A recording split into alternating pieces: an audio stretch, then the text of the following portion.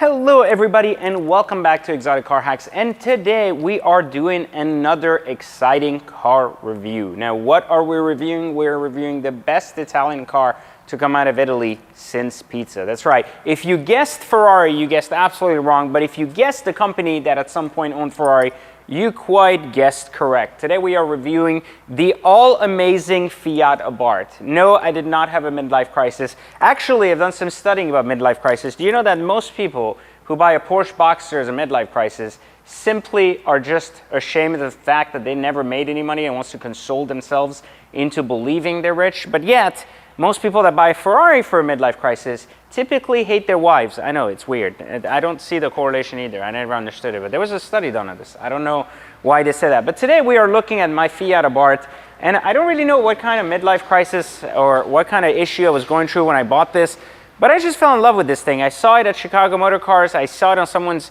Instagram story, and I was like, my God, my life would be so much better if I had a wide body Fiat Abarth. Now, imagine the countless gangbangs that could go on in this car being so tiny. Imagine if you had 5 dudes gangbanging a chick and the door opened and all these people came out of it. It would be pretty amazing, right? Comical value is like 10 out of 10 of this car. So there's a lot of things we're going to talk about today. Some of the things we're going to leave for the next video is we're going to actually take this car and have it privately inspected by one of my mechanics to see if there's anything physically wrong with it. You saw in the first video that we removed the banner off the top because it was just cruddy and old, and I had this roof wrap redone here to have it really black instead of that ugly ass checkered flag thing, and now the car just flows much better. I had it cleaned and detailed, and you can still see some issues right away from some of these flaps and things that are broken. It's just old, but again, we were told this car is perfect, so when it goes to the mechanic shop, we're going to find out how perfect it was, because we did one thing I never do in my life,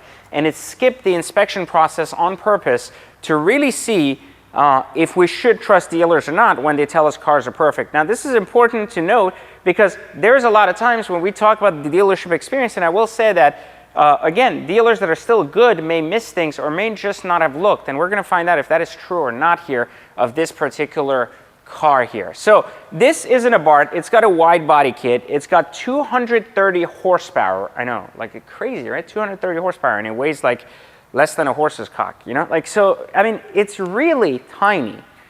Like, really tiny. I mean, I want you to take a measure here. Look at how, I mean, look, I'm a short fucking guy, and I'm like almost at the top. And the height is almost as high as a lower, you know, Rolls Royce, but it's just really tiny, and this makes it wider, but like it fits in this corner like a motorcycle, so it doesn't actually obstruct any of the other cars coming out of here, which is cool. There are some very minor upgrades here, which I'm going to tell you about. So it's a wide body kit. It's got all this engine work done. It's got this front lip. It's got this new grille. It's got these new wheels, suspension, this little side skirt thing. The rear's been blacked out. The mirrors have been blacked out. The front headlights have been redone. The fog lights have been redone. And then this back here, they painted these tail lights black for no reason. Lots of black on this car. But anyways. And then this carbon diffuser, exhaust, and all this other stuff that comes with it. And then on the inside, you can really see here, it's very tiny, but there's a lot of room. I mean, imagine, like, again, you're here.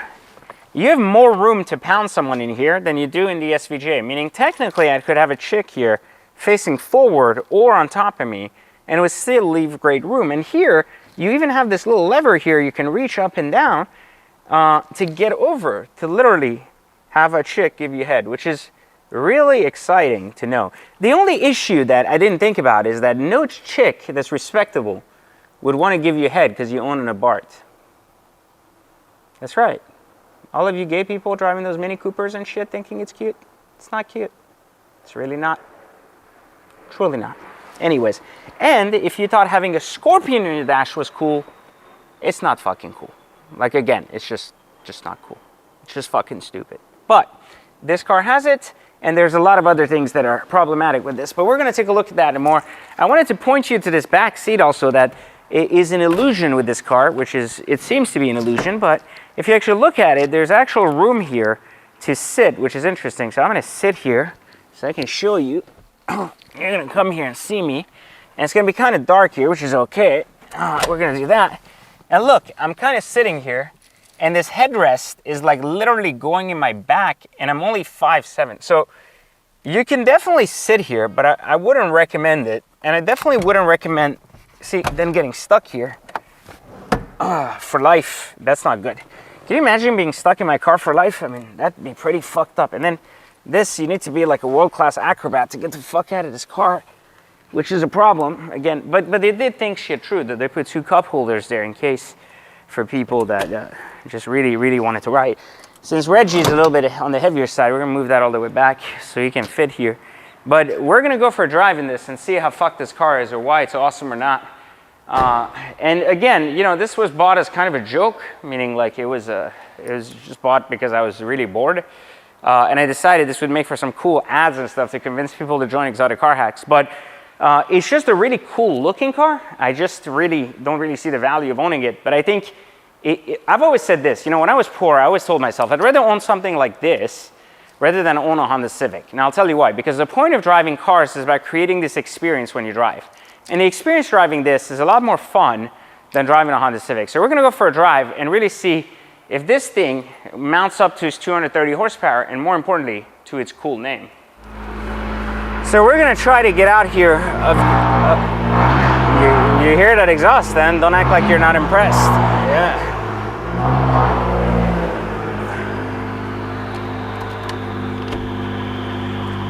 I'm gonna see if I can get out without hitting anything.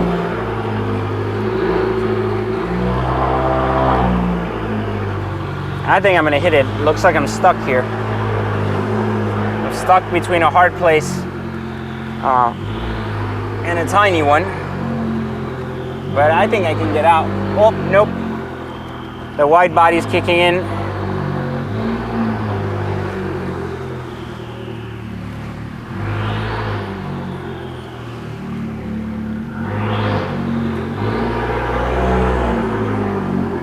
Holy shit, I think I can get out.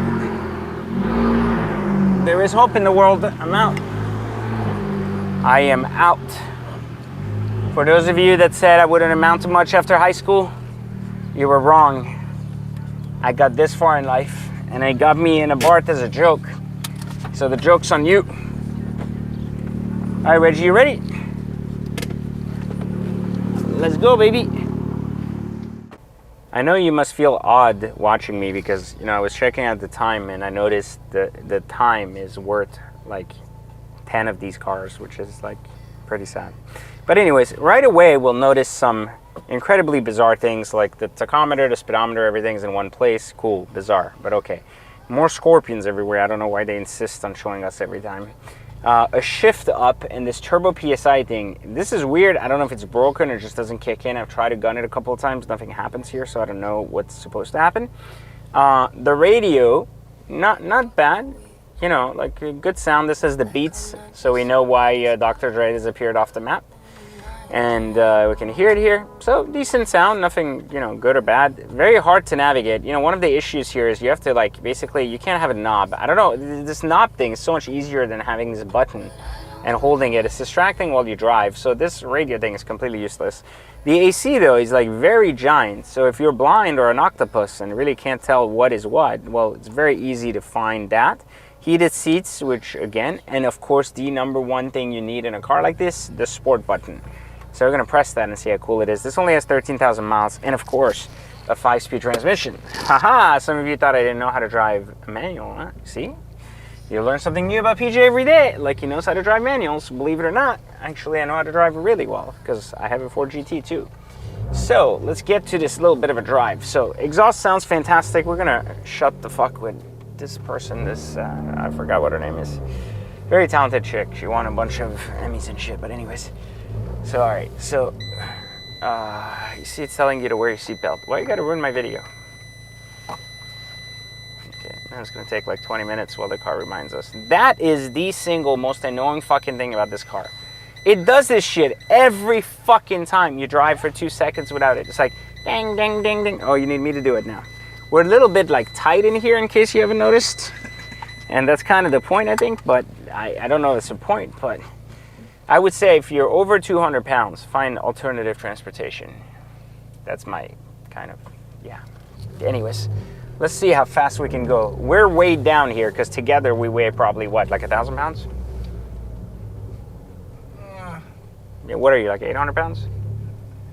150. 150, my ass. Your head weighs 150 pounds. 150 pounds. Get the fuck out of here. Okay. All right, so here, check this out. We're going to do a little bit of a burnout and see if we can get anywhere. Woo! You see this? Nothing happened. That's the excitement. I think it's the weight to power ratio here is highly, highly broken. But anyways, we're going to go down and see how much power we get. This thing runs hard. What's really exciting that it just realizes we don't even have a front light or a license plate, period. So this is going to be very entertaining. You can see the very go-kart-like agility of this car. Going around turns, very quick. Very go-kart-like, but honestly, it doesn't handle that great for being all modified and being so tiny. I actually think my GT3 RS handles better than this. Even though it's fine, my SVJ handles better than this, and I know it's like crazy. So again, you get a lot of little bullshit going on, and you feel every fucking thing on the road because of the suspension and the wheels. But this wouldn't be the case all the time with every little Fiat. You see that? It just empowers you to feel like your penis is larger than it is when you own one, because it's like, think of the car. Oh, you see, we heard something, we broke something. But I said, think of the car basically like a giant Viagra pill. Like, it don't work, but then you kind of make it feel like it's working for the moment, and then from there we just kind of see, it's got some power. It's a little bit exciting. It's not. It is. It isn't. You know. And how are the brakes? Let's find out. See, everything sounds like it's gonna break as soon as you do something. And I think that's kind of the problem here, is it's made to be the race version of a Fiat, but I don't think a Fiat 500 was ever made to be a race version, unless you're racing in the Alps in Italy or something, where everything is so tiny that if it's anything bigger, it'll fall off the mountain and just explode. I went to a car show in Italy once. It was horrible. Every car there was like $3,000. And I was like, why are people gathering up to look at other people's $3,000 pieces of shit? I never understood that. You know, like, we think, like, in our minds, we're like, Italy, that's where, like, the Lamborghinis come from and all that shit. And you get to Italy and everybody's broke. And you're like, what the fuck? Like, everybody's cars are tiny, everything's fucked up. Like, everybody smokes a fucking cigarette like it's 1950, like they're retarded.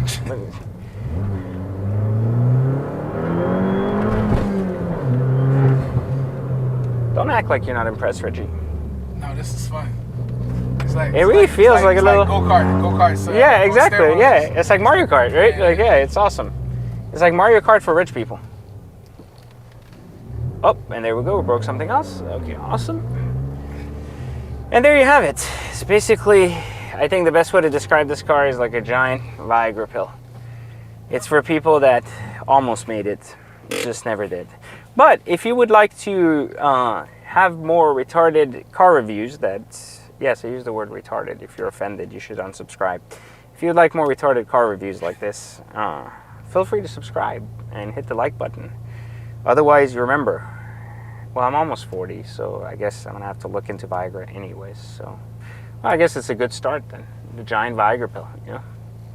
I wonder if it has a pocket for Viagra somewhere. Nope. I guess not. Well, see you guys on the next one, and let's see if it's actually in good shape or not next.